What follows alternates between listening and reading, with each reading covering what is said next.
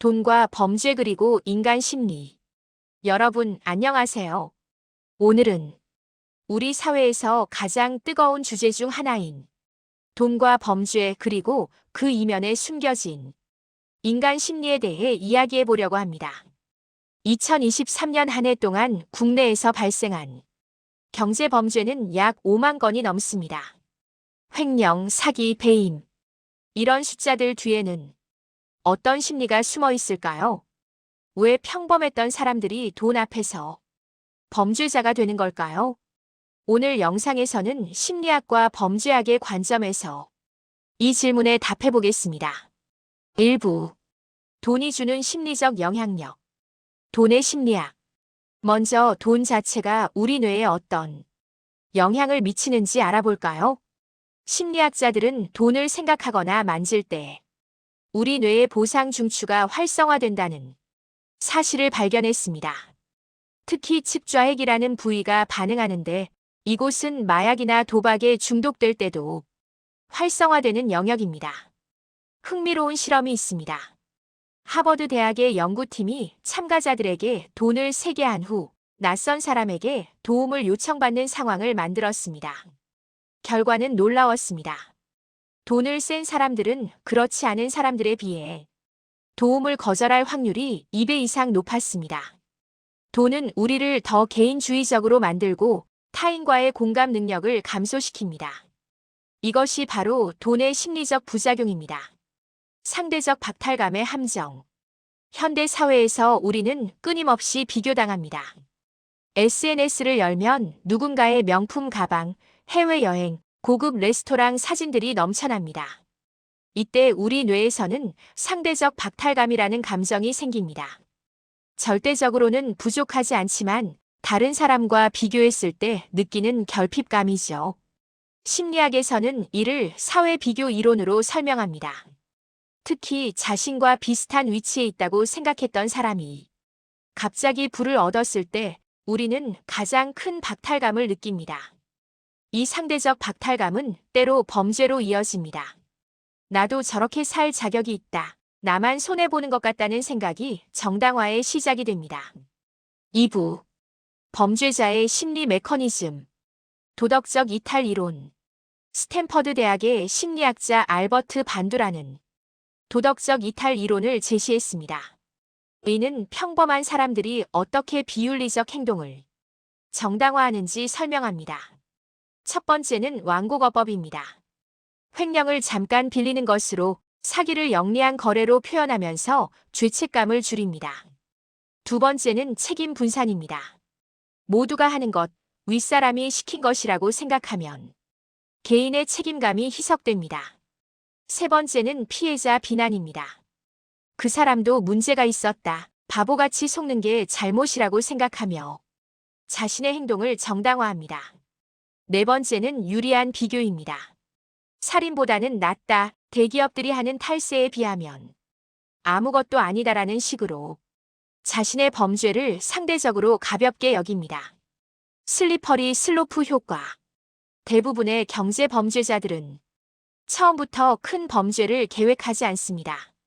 작은 일탈에서 시작됩니다. 회사 돈만 원을 개인 용도로 쓰고 아무 문제가 없자 다음에는 10만 원을, 그 다음에는 100만 원을 손댑니다. 이것이 바로 슬리퍼리 슬로프 효과, 즉 미끄러운 경사면 효과입니다. 심리학자들은 이를 점진적 관여라고 부릅니다. 작은 일탈에 익숙해지면 도덕적 기준이 점점 낮아지고 결국 처음에는 상상도 못했던 큰 범죄까지 저지르게 됩니다.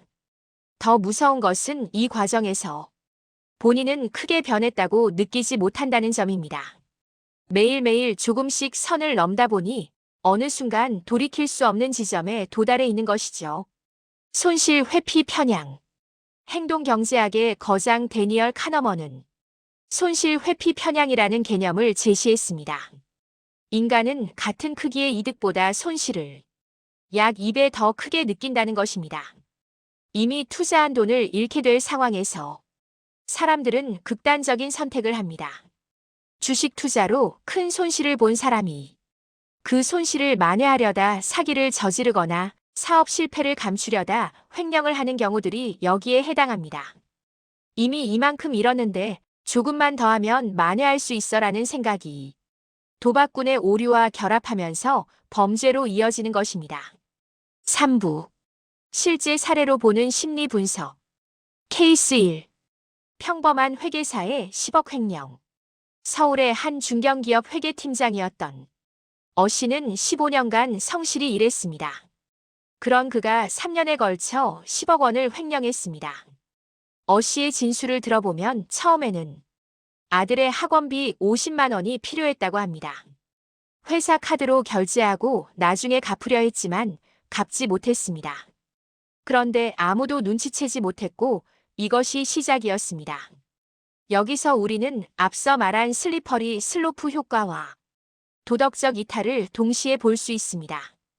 어 씨는 나중에 갚을 것이니 빌리는 것이라고 자신을 정당화했고 작은 일탈이 큰 범죄로 확대되었습니다. 더 흥미로운 것은 어 씨가 횡령한 돈의 대부분을 명품 가방과 해외여행에 썼다는 점입니다. 자녀 교육이나 생활비가 아니었습니다. 그는 SNS에서 보는 다른 사람들처럼 살고 싶었다고 진술했습니다. 전형적인 상대적 박탈감이 범죄로 이어진 사례입니다. 케이스 2. 투자 사기범의 심리. B 씨는 지인들로부터 총 50억 원을 모아 투자하겠다며 사기를 쳤습니다. 처음에는 실제로 투자할 생각이었다고 합니다. 하지만 첫 투자에서 5억 원의 손실이 발생했습니다. 이 사실을 밝히면 모든 것이 끝날 것 같았던 B 씨는 새로운 투자자를 모집해 그 돈으로 손실을 메우려 했습니다. 전형적인 폰지 사기의 시작이었죠. 여기서 손실 회피 편향이 작동합니다. 이미 잃은 5억 원이 너무 아까워서 더 큰 범죄를 저지르게 된 것입니다. B 씨는 조금만 더 버티면 큰 수익이 날 거라고 믿었다고 말했습니다. 또한 책임 분산의 심리도 보입니다.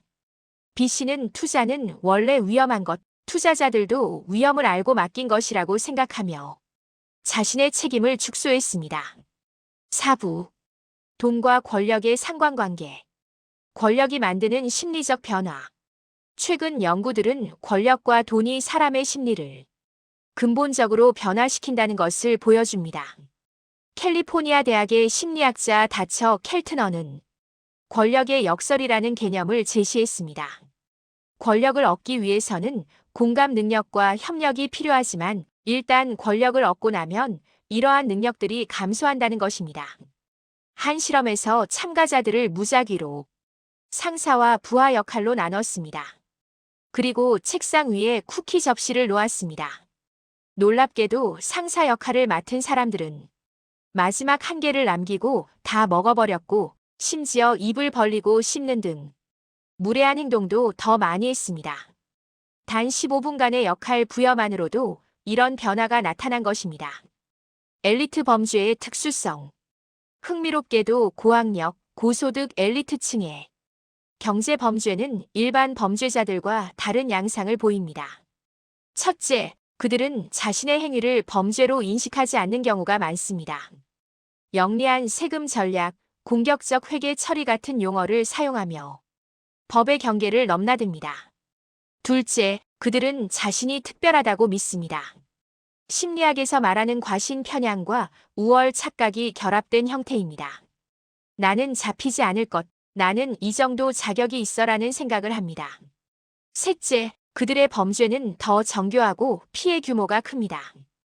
회계, 법률, 금융에 대한 전문 지식을 악용하기 때문입니다. 5부. 사회 시스템과 범죄 심리. 보상 구조의 문제. 현대 자본주의 사회의 보상 구조 자체가 비윤리적 행동을 조장한다는 지적이 있습니다. 단기 성과에 대한 과도한 보상, 승자 독식 구조, 실패에 대한 가혹한 처벌. 이런 환경에서 사람들은 수단과 방법을 가리지 않게 됩니다. 2008년 금융위기 이전 월스트리트의 문화가 대표적입니다. 단기 수익을 극대화하면 수백억 원의 보너스를 받지만 장기적 리스크에 대해서는 책임지지 않아도 되는 구조였죠. 이런 시스템에서는 비윤리적 행동이 오히려 합리적 선택이 되어버립니다. 익명성과 책임의 분산. 조직 범죄에서 흔히 나타나는 현상이 책임의 분산입니다. 복잡한 기업 구조, 다단계 의사결정 과정, 전문화된 업무 분담. 이 모든 것들이 개인의 책임감을 희석시킵니다. 나는 그저 명령을 따랐을 뿐, 내 업무는 여기까지, 전체 그림은 나도 몰랐다는 식의 변명이 가능해집니다. 심리학자 스탠리 밀그램의 유명한 복종 실험이 이를 잘 보여줍니다. 평범한 사람들도 권위자의 명령이 있으면 타인에게 치명적인 정기 충격을 가할 수 있다는 것을 증명했죠. 6부. 범죄 예방을 위한 심리학적 접근. 투명성과 책임성. 범죄 심리 연구들이 공통적으로 제시하는 예방책은 투명성과 책임성입니다. 사람들은 누군가 지켜보고 있다고 느낄 때 더 윤리적으로 행동합니다. 한 실험에서는 사무실 벽에 눈그림만 붙여도 부정행위가 절반으로 줄어들었습니다. 기업이나 조직에서는 명확한 감시 시스템, 정기적인 감사, 내부 고발자 보호 제도 등이 효과적입니다. 중요한 것은 적발될 가능성을 높이는 것입니다. 윤리적 리마인더. 행동 경제학자들은 너찌너지 이론을 제시합니다. 작은 신호나 알림만으로도 사람들의 행동을 윤리적 방향으로 유도할 수 있다는 것입니다. 서류에 서명하기 전에 정직성에 대한 짧은 문구를 읽게 하거나 거래 전에 윤리 강령을 상기시키는 것만으로도 부정행위가 줄어듭니다. 한 연구에서는 세금 신고서 상단에 나는 정직하게 신고합니다라는 문구를 추가했더니 탈세가 크게 감소했습니다. 공감 능력 키우기. 장기적으로는 공감 능력과 도덕적 상상력을 키우는 교육이 중요합니다. 자신의 행동이 타인에게 미치는 영향을 구체적으로 상상하게 하고 피해자의 입장에서 생각해보게 하는 것입니다. 특히 어린 시절부터의 도덕 교육, 공정성에 대한 감각, 장기적 관점에서의 이익 추구 등을 가르치는 것이 중요합니다. 7부. 우리는 어떻게 해야 할까? 개인적 차원의 대응. 첫째, 자기인식이 중요합니다. 우리 모두는 상황에 따라 비윤리적 행동을 할 수 있다는 것을 인정해야 합니다. 나는 절대 그러지 않을 것이라는 과신이 오히려 위험합니다. 둘째, 작은 일탈을 경계해야 합니다. 회사 물품 하나 경비 처리에 작은 부풀리기. 이런 것들이 시작점이 될 수 있습니다. 셋째, 자신만의 윤리적 기준을 명확히 세워야 합니다. 이익이 되면 무엇이든 한다가 아니라 내가 지킬 선은 여기까지라는 기준이 필요합니다. 넷째, 상대적 박탈감을 관리해야 합니다. SNS의 과시적 소비에 현혹되지 말고 자신의 진정한 행복이 무엇인지 생각해봐야 합니다. 사회적 차원의 노력. 사회 전체적으로는 건강한 성공 모델을 제시해야 합니다. 부자가 되는 것도 중요하지만 어떻게 부자가 되는가가 더 중요하다는 메시지가 필요합니다. 또한 실패에 대한 관용도 필요합니다. 한 번의 실패가 인생의 끝이 아니라는 인식이 자리 잡으면 사람들은 극단적 선택을 덜 하게 됩니다. 공정한 기회의 보장도 중요합니다. 노력해도 성공할 수 없다는 절망이 범죄로 이어지는 경우가 많기 때문입니다. 오늘 우리는 돈과 범죄, 그리고 그 이면의 인간 심리에 대해 알아봤습니다. 중요한 것은 범죄자와 우리를 완전히 다른 존재로 보지 않는 것입니다.